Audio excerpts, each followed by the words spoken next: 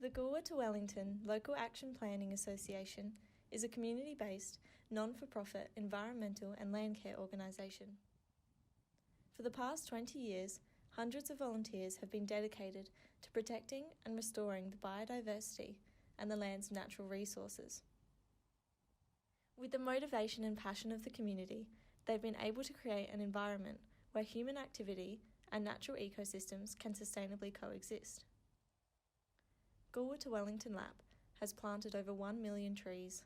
Surrounding you are hundreds of saplings protected by tree guards.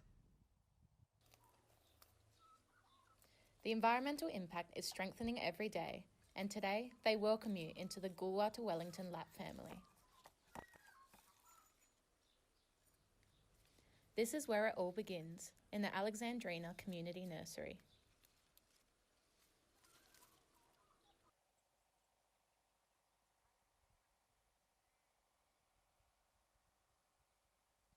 So the Alexandrina Community Nursery is currently run by the Gwlap to Wellington Lap, and it's also assisted by a number of volunteers. So sometimes we have 5 to 7 volunteers here.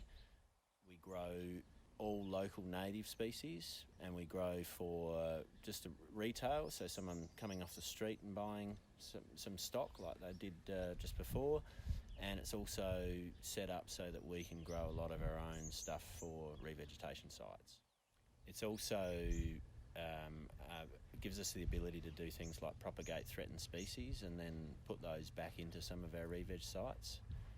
It's also a really good opportunity and way of engaging with the community just around natural resource management, because it's not just about selling plants, it's about giving advice on the right plants, the right local plants, and also the right place to put them in their gardens or in their properties. So it's sort of an extension of what the Gwlap to Wellington Lap already does, which is giving landholders information about environmental management on their properties or on their sites. The other really good thing about the nursery is being able to bring Bentley, the dog, to work. He's sort of part of the team and tells us when our customers come in, and he loves coming to work with me.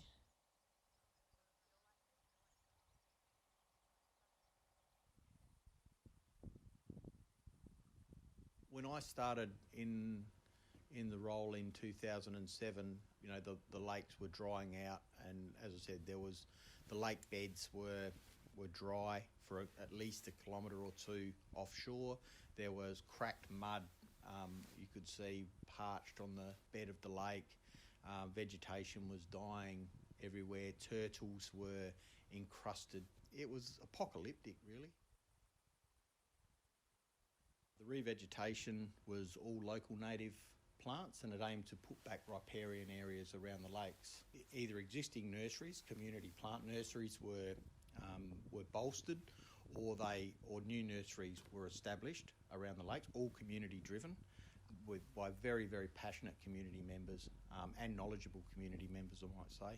And they were growing upwards of over 100 species of local native plants, which is a phenomenal effort from a technical point of view and a sheer volume point of view. What they did was amazing.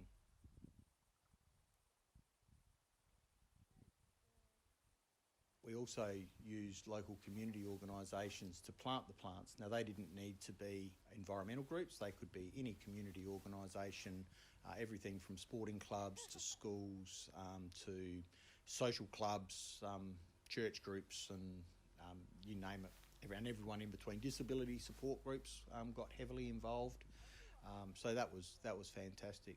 So they undertook a lot of the planting, and it was just a wonderful community-based project that had its roots in the community and empowered people to be involved in the project and to address this drought that was having such a devastating social, economic and environmental impact on this local area.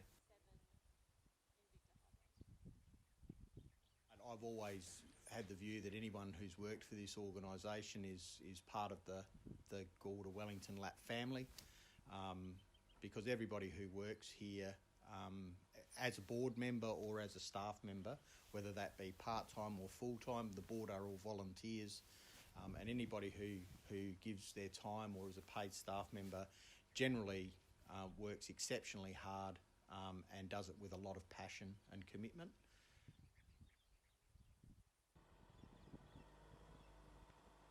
You know, when you go to work for something like the Gorge Wellington Lap, you end up having to sort of jump in and start, you know, paddling away without, you know, you pretty much dive in the deep end and get on with it. But you're inspired to do that because you've got community looking over your shoulder, but also egging you along and supporting you.